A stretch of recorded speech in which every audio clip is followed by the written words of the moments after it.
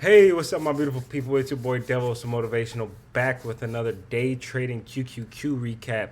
Real quick, as always, I want to say thank you all for all the likes, the comments, subscribe. Thank you, everyone, sticking with me through the journey. This is a journey. Every single day, we're getting better. Road from unprofitable to profitable, and we are going to make it happen. We're on the way there, all right? So, again, I just thank every single one of y'all sticking with me through the journey, and let's get straight into it. So, today, we're going to be going over my two trades we have for the day. Today we're up $100, and now on the week we are up $173 on the week. Today we're up $100 on the week. Okay, um, and we had two trades. So I'm gonna go over those trades, but real quick, I'm gonna go over the economic data we had come out, as well as economic news that we had came out. That kept the market, stable.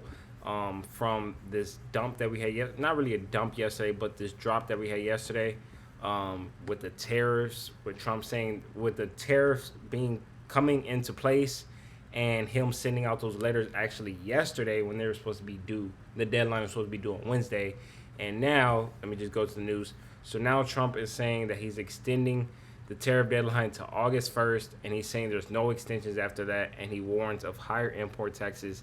So he said this is the final one. He said this is the last negotiation, the last chance for negotiations, and after this, countries will be having to start paying those tariffs.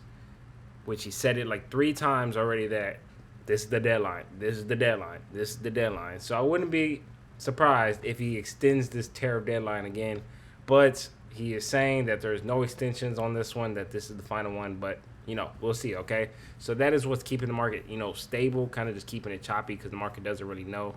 um, I do believe they said that a deal with India should be coming soon, and that they're close with it being done, but we'll see.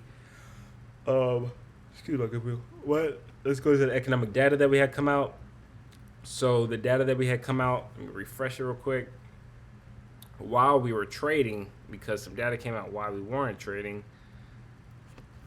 Okay, actually, the important data came out while we were trading. So we had used car prices month to month, year after year. They're actually higher than expected, so that's not very good. But consumer inflation expectations are actually lower than previous, and just as forecasted. No, actually lower than forecasted as well. So consumers' inflation expectations are lower than previous, so that's pretty good. Um, and nothing really too big. Consumer credit change actually lower than previous, so that's actually really good. Consumer credit change, that's actually really good because our consumer credit is going down, but at the same time, that I believe that is showing less how can I say it, less optimism for spending. So it's basically showing that we're not spending as much because the consumer credit is down. That's what I believe. So I mean, it's good and bad, showing that consumers aren't spending, but at the same time, it's good because the consumer credit isn't really high, right? So I believe that's kind of mixed right there. But I don't believe any of that had too much big of an effect on the market. And let's just go into our trades, okay? So today we had two trades. So what were we looking at in the day? We started off at this 553 level, and what were we looking at? Well, we had some highs up here, and then we had this low down here. We had a support, right? We have a little support right here, but we had some lows right here, and then we had some lows right here, right? So what do I want to see? I want to see where we're going to start trending down towards. Wherever we start trending down towards, I know that we want to take that liquidity out, right? I don't need a misdirection or anything, right? So yeah, I don't need a misdirection. I don't need a sweep of one side and then a take down on the to go to the actual move. I can trade both ways. Not saying other traders can't, but I'm just saying, like, I trade for the liquidity. So I want to be involved in the liquidity sweep. I want to target that liquidity sweep, and then I want to get out once we sweep that, because that's where my take profits are. So for example, down here, or I'm trying to find a good example, but nothing really is popping up right there. Okay. Well, for example,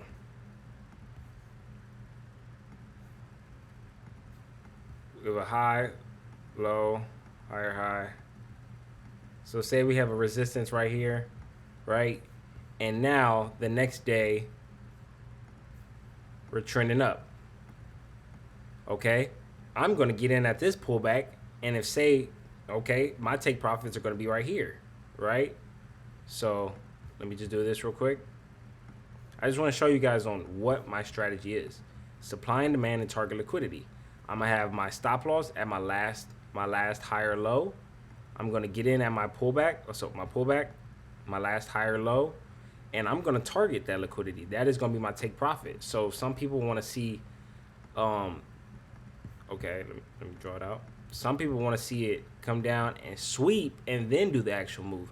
Me, I will trade it for the sweep, take profits at my take profit where my take profit is at, and then if it gets a change of character, pullback, and it wants to, that's when I'm in for the other target for the other lows. You see what I'm saying? So some people want to see a misdirection and then they'll trade the actual direction. But me, I'm gonna trade it if wherever it wants to go, right?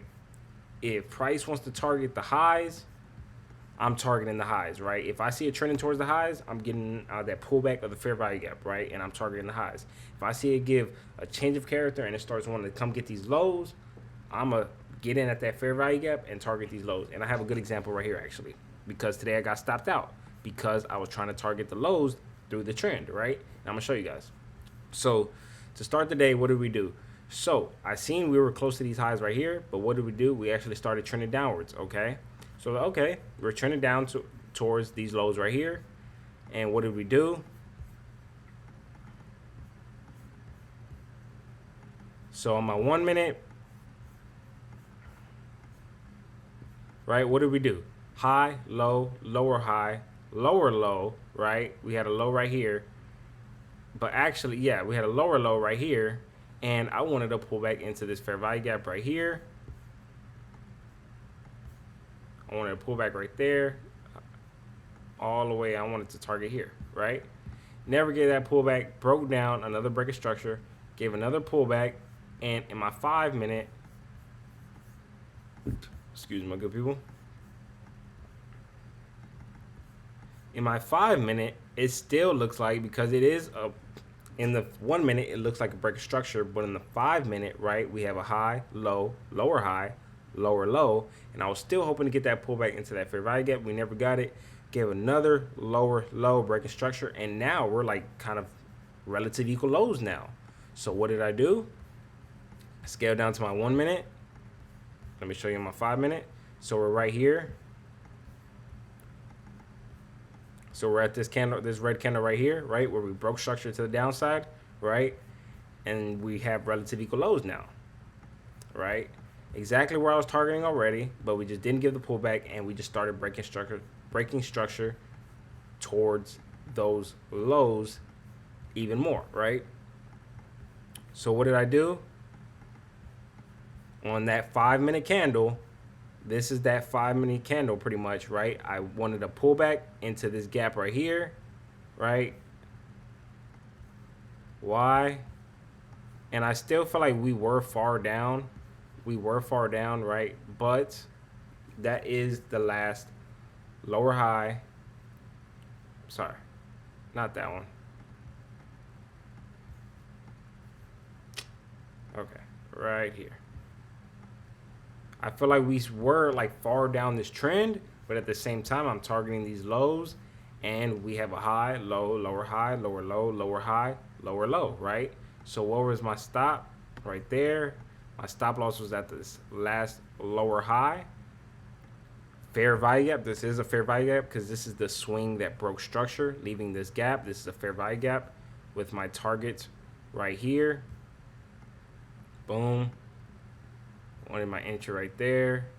Right there. So about a 1.4 to 1.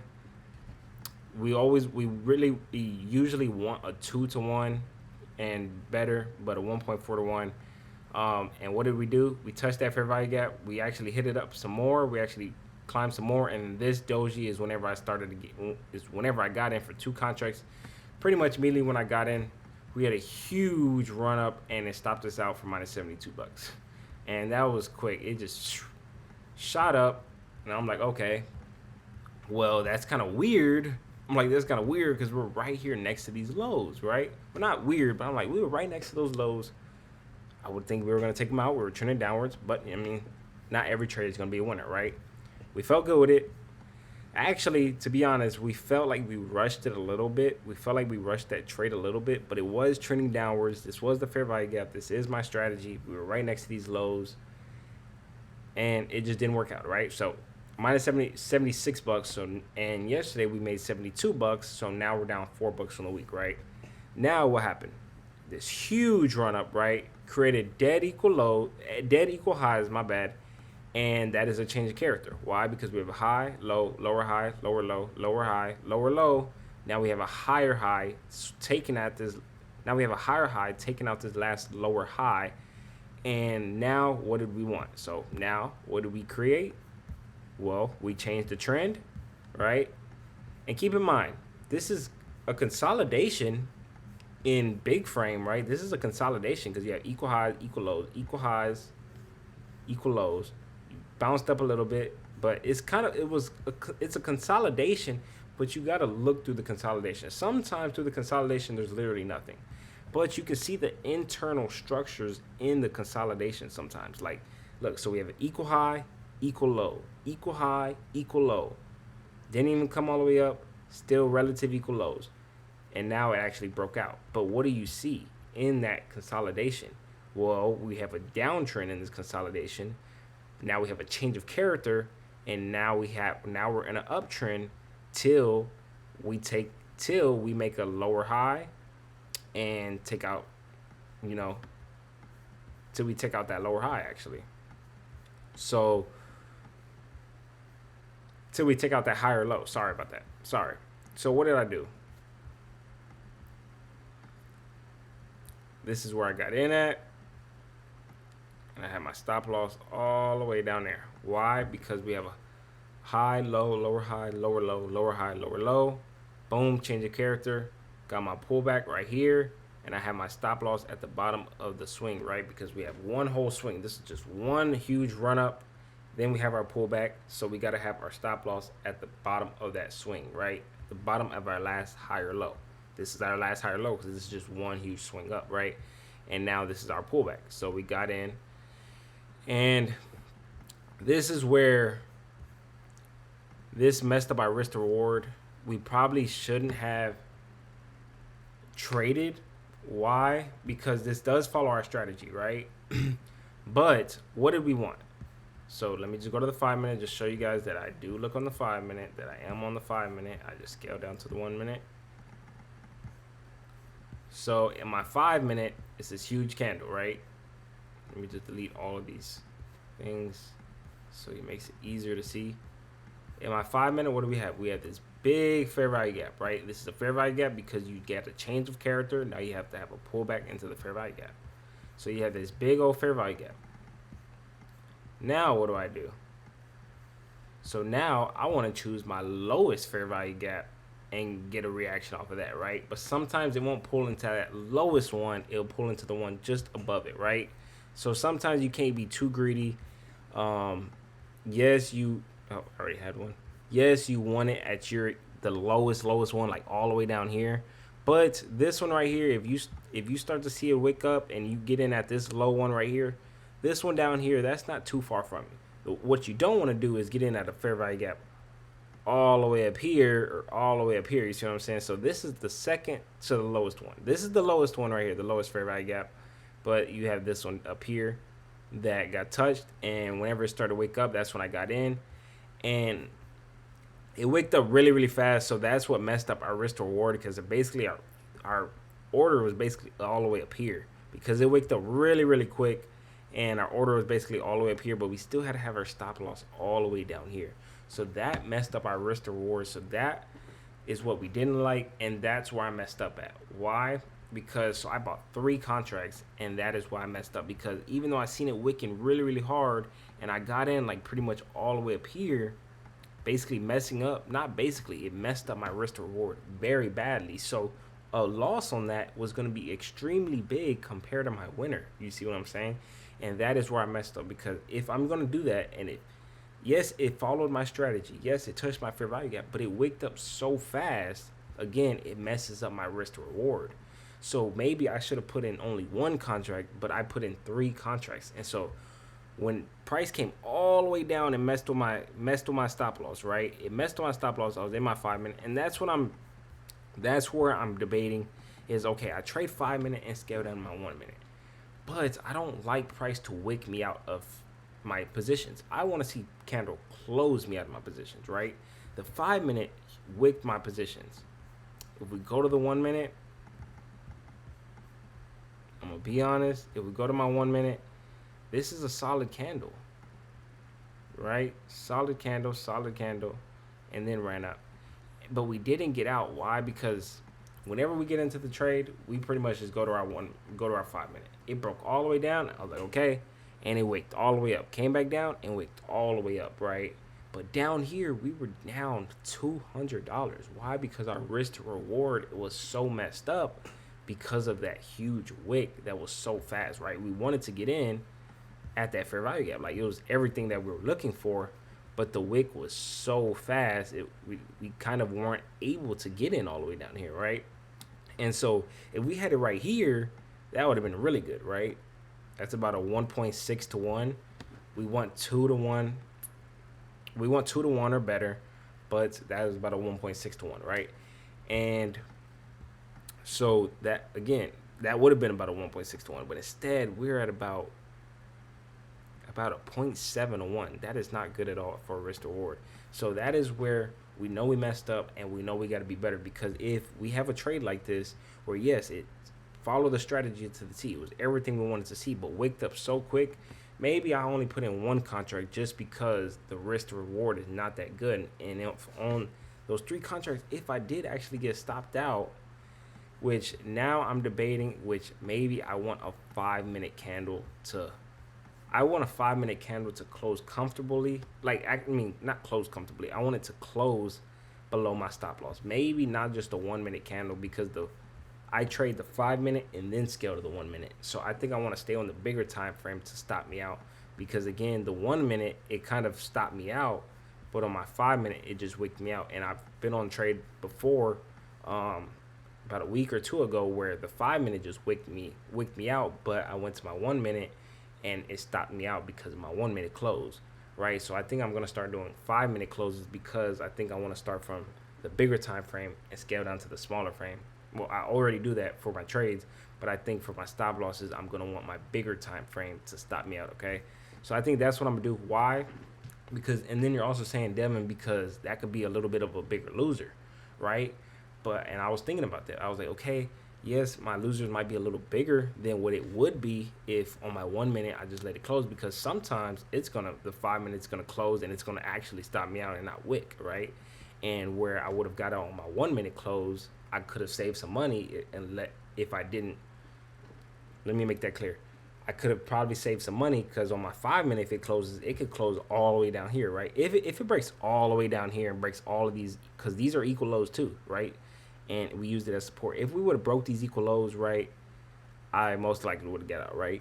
If we broke these equal lows, because that means we're kind of at free fall if we break these equal lows, right? But the way I was thinking, I was like, okay, I might lose a little bit more money. Why? Because on the trades where I'm going to get stopped out, I would want my 1 minute to close, right? And the 5 minute, it takes longer to close. So you would get out on your 1 minute and your 5 minute wouldn't be closed. And so your 5 minute could drop some more, but you already got out. You see what I'm saying? Cutting your loser a little shorter. But if I want my 5 minute to close, that means my 5 minute is going to be dropping down. And on my 1 minute where I would have been stopped out at, I'm still waiting because I need my 5 minute to close, or at least be a good level. Like if it breaks a good level, okay, I know to get out. But it didn't break this level down here. You see what I'm saying? It wicked my stop loss, but there's a big level down here that it didn't break. You know what I'm saying? So yeah, so the way I was seeing it, I was like, okay, I could take the little bit of a bigger loss. It's not going to be $100 bigger loss, but it's going to be a little bit of a bigger loss. But on the flip side, I know my winners are always going to be bigger than my losses, right? Because I always aim for 1.5s to 1s. 2 to 1s mainly is what I get for. These two trades aren't a good example, but usually 1.6 to 1, that's okay. That's not a good example. But usually I get about a 1.8 to 1, a 2 to 1, and stuff like that. Usually I get some good risk to rewards, right? Sometimes I'll get a 1.5 to 1, a 1.3 to 1, but most of the time I'm aiming for 2 to 1s and better, right? And so the way I was thinking, I was like, okay, sometimes my losers might be a little bigger than what they would normally be with me winning my 5 minute close, but my winners are always going to outweigh my losers, right? So me saving money on these times where it's just going to wake me out, right? Where it's not an actual stop out, that is going to be worth it, right? Because this could have stopped me out over $230 down here, but it didn't because it wicked it, right? And I waited and it wicked it, right? And yes, I'm still following my stop loss. I'm not just, oh, I didn't just get lucky and I'm like, oh, I'm just gonna stay in even though I hit my stop loss. No, you guys have been knowing that I want the candle to close because I don't like it sweeping me from my position. I want it to close below me and then I get out, right? And again, the way I see it is, okay, I'll take that little bigger loss if it breaks, right, and then closes. Where if it would have wicked me, came up, and then dropped down, you know what I'm saying, with the next candle where I could have got out at that wick and maybe cut my loser a little shorter than what it would have been if that candle closed below. Okay, I will take that little bit of a bigger loser because I know my winners. I'm gonna get more winners with me not not getting out on these wicks, as well as my winners are always going to be bigger than my losers. As you guys know, I've had a break even week. I've had 200, these past like 6 weeks, 200, 200, 300. I lost 41 bucks, but then even on the next week where I didn't win big, I made 66 bucks or something like that. So again, my losers are still going to be bigger than my winners. My winning weeks are still going to be bigger than my losing weeks. You see what I'm saying? So I hope you guys get what I'm saying right there. I hope it made sense. I hope it broke it down good. I know I repeated myself a lot, but I was trying to break it down where you guys can understand it. You see what I'm saying? And so again, this one wasn't. It was a good trade. It was a good trade, but I should have just lowered my position size because again, it waked up so fast. I didn't get the exact entry I wanted. Right? I wanted this exact entry. Right? I wanted this exact entry, but it wicked up so fast. And honestly, I wanted this one down here, right, for a better one. So my aim was going to be actual 2.2 to 1. I had to move it up a little bit, and that messes up, right? That messes up to a 1.5 to 1. But it wicked up so fast, I wasn't able to, and so that messed up my risk to reward. And so again, just instead of having 3 contracts in where if it came down here with a perfect entry, okay, 3 contracts where my stop loss is down here, my stop loss doesn't have to be as big, right? But since I'm all okay, if I was down here, my stop loss doesn't have to be as big.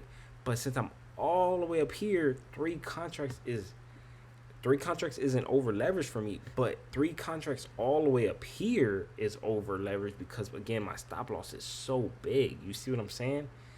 And so again, just maybe instead of 3 contracts on a situation like that, 1 contract. You see what I'm saying? To not have that risk so huge. You see what I'm saying? And so that is where we messed up because down here it gave us a lot of emotions because we were down minus 200 and something bucks, right? And that is some big money for our winners. Our winners are usually big. Our winners are bigger than our losses, but we're not getting 230 winners on the daily, right?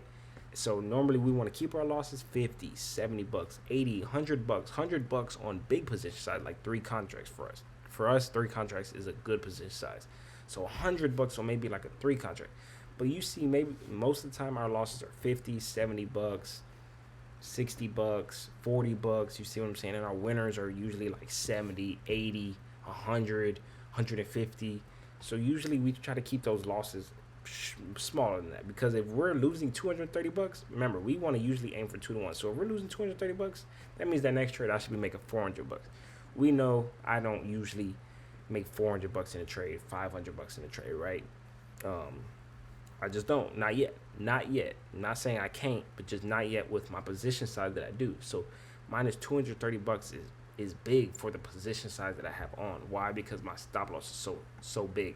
So, you know what I'm saying? So that was just what I was going through and just looking at and thinking about when I did it and it came all the way down against me.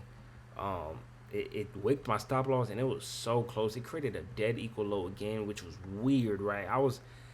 When we came down here, I was pretty much convinced that it was gonna stop me out, right? That I was gonna be just down so much money. It's 200 about 50 bucks, right? and that's a good amount of money. I ain't gonna say so much money, but it's a good amount of money that we didn't want to lose, right? I was so convinced because look, dead equal lows again. You know what I'm saying? It already came this close to those equal lows. We came dead equal lows, and then we came all the way up, came all the way back down, created relative equal lows again, and it was amazing that this trade worked out, right? Not because it was a gamble, follow my strategy, but it's just amazing how it came so close to stop me out, came to these close of lows like 3, 4 times, and still came up and hit my take profit, right? Again, not a gamble. It was a good trade. It came back to my fair value gap. I had my stop loss in the right place. It's just amazing that when it tested my stop loss, it didn't break the lows that were my stop loss. My stop loss was at some equal lows, right? So it's just amazing that it didn't take out those equal lows. So that was amazing, right? And so what did we do? We were struggling upwards, and what did we have? So let me go to my 5 minute because we were on the 5 minute because during the trade we don't like to look at the 1 minute.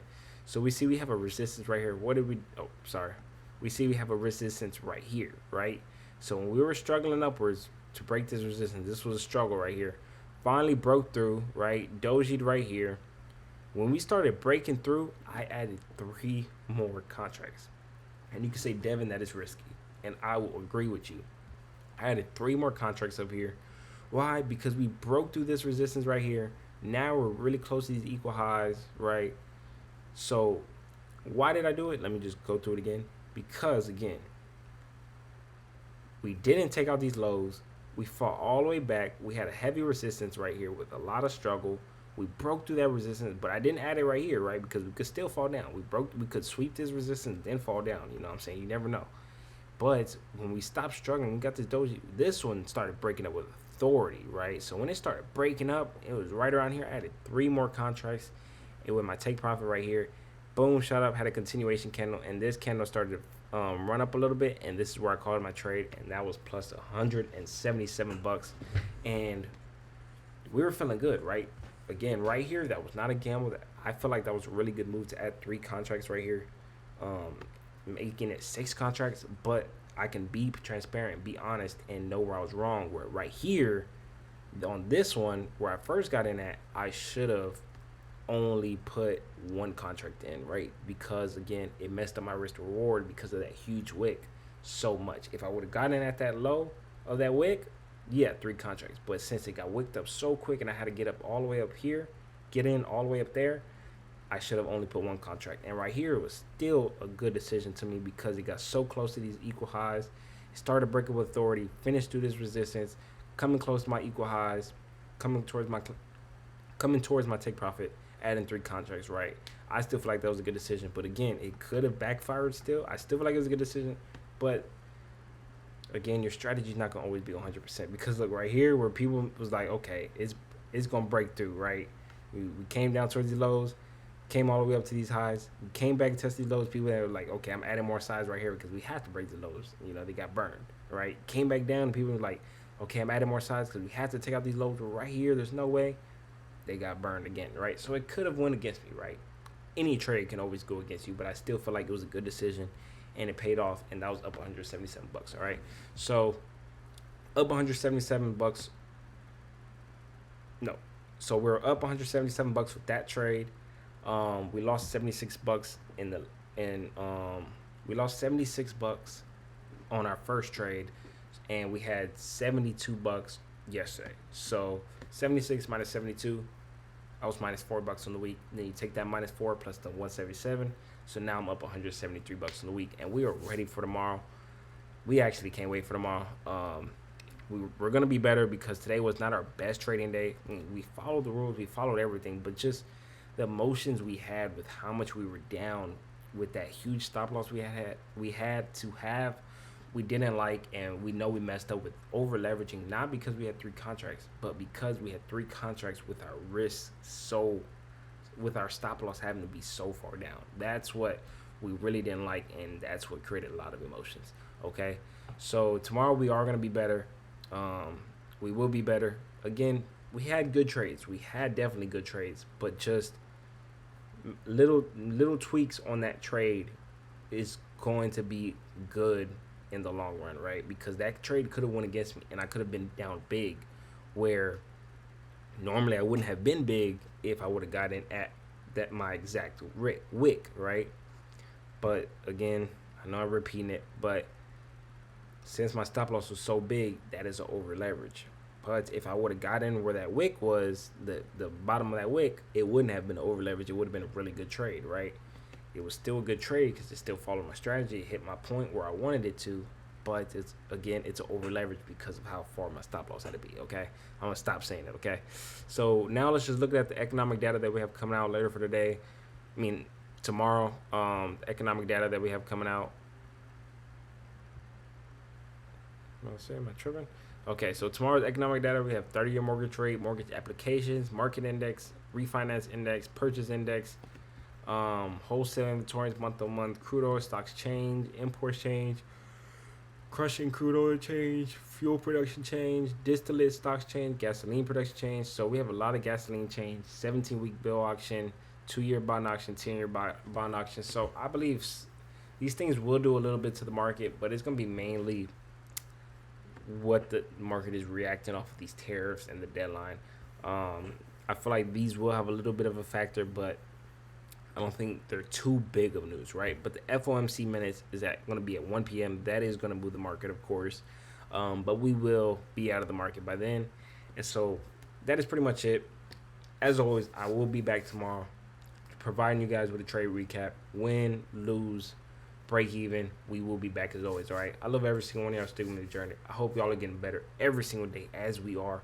We are climbing towards that profitable. We are getting closer every single day, and I hope you guys are seeing how I refined my strategy, got better with my strategy, how every day I'm back testing. Every day we're getting better. You guys are seeing me start to pick up these wins more and more consistently.